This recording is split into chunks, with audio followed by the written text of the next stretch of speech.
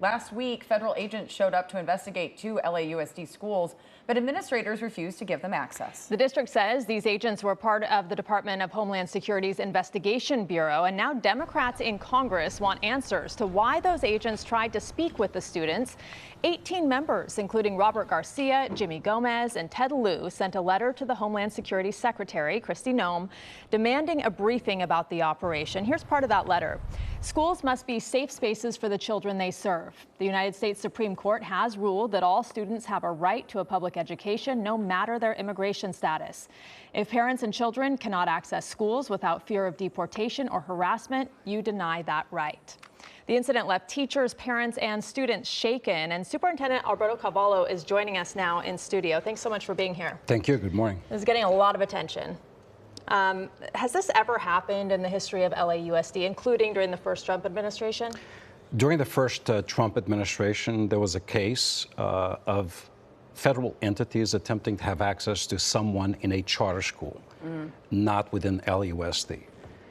It is my understanding that this is the very first time that federal agents have attempted to have access to students while in school anywhere in the country. So this incident really has no precedent. So it did sound like we heard about an incident in Chicago, but then that got convoluted, right? So this is That's the only correct. incident? Yeah. That incident was actually as a result of an alleged threat made by someone who attended that school against the president. So very different. So yes, the U.S. Secret Service usually investigates that. Homeland Security is saying they had nothing to do with immigration enforcement. I want to read you a quote from the department's response that was given to the media. Officers were at these schools conducting wellness checks on children who arrived unaccompanied at the border. This had nothing to do with immigration enforcement. What do you make of that? And I'm assuming you don't buy it. I don't, just because of what those same officers conveyed to the principals. They said, yes, that they were there. They were not part of ICE. They were with Homeland Security. But they also conveyed to the principals that they had the authorization from the parents of these children to have access to them and to speak with them. That is a blatant lie. Secondly, it is quite unusual and odd for a wellness check to be done at a school. So the whole story just doesn't come together the way it should. So we reject that. And by the way, this is not the very first time that entities portraying themselves as Homeland Security or other federal agencies actually attempt to take immigration action against children or adults alike. You've said you're prepared to put your job on the line. I know in Miami you said the same thing about immigration type issues and children in your schools. Are you prepared to potentially lose funding, and are you prepared to potentially face personal investigation?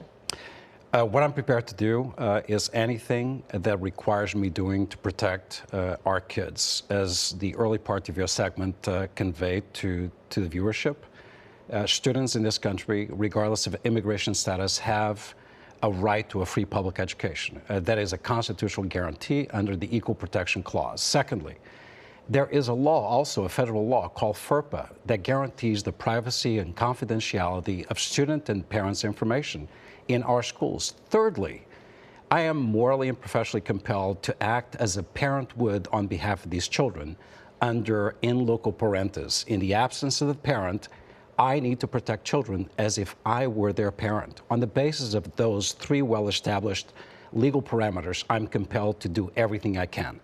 I hope if there is a repercussion, a consequence, it is applied to me personally, not against our children, on the basis of funding, as we rely on the federal government to the tune of about $1.2 billion.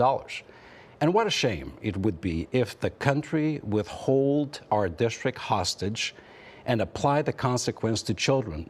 Let's think about what kind of children these are. The poorest of the poor, the medically needy, the child with disabilities. Those are the types of funding we get from the federal government. It would be immoral, it would be unthinkable to punish, to apply consequences to children.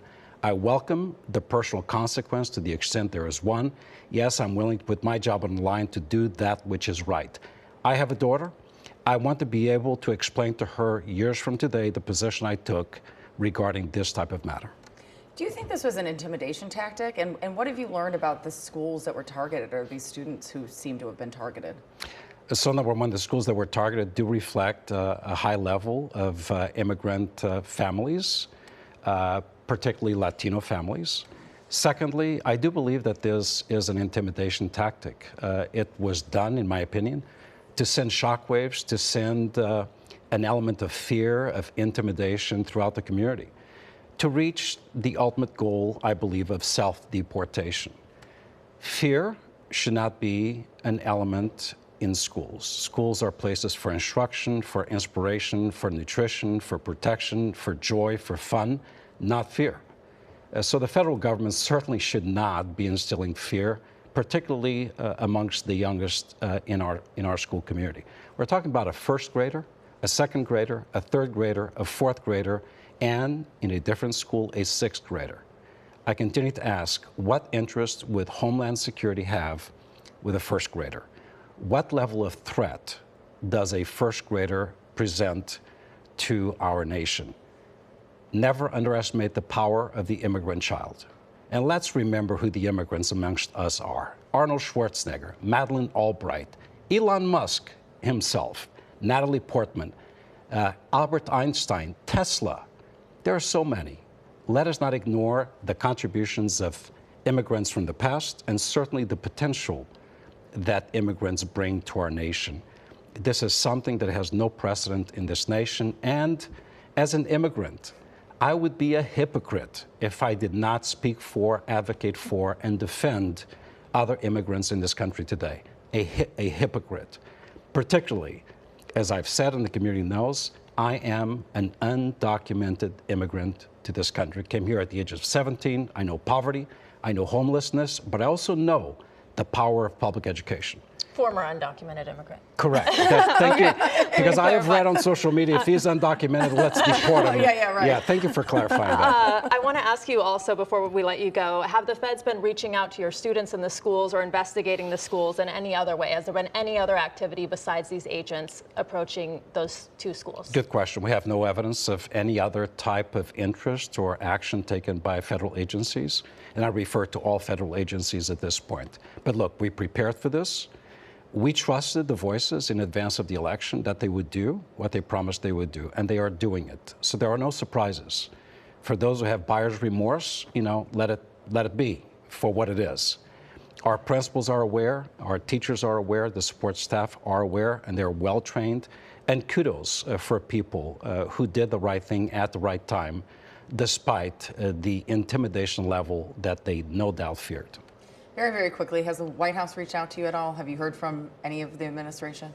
I have not, but then again, I'm not surprised. I'm a superintendent, so I do a different thing than the folks at the White House. I respect, by the way, I continue to say, I respect the law, and we are following the federal law that protects our children. We're not breaking the law.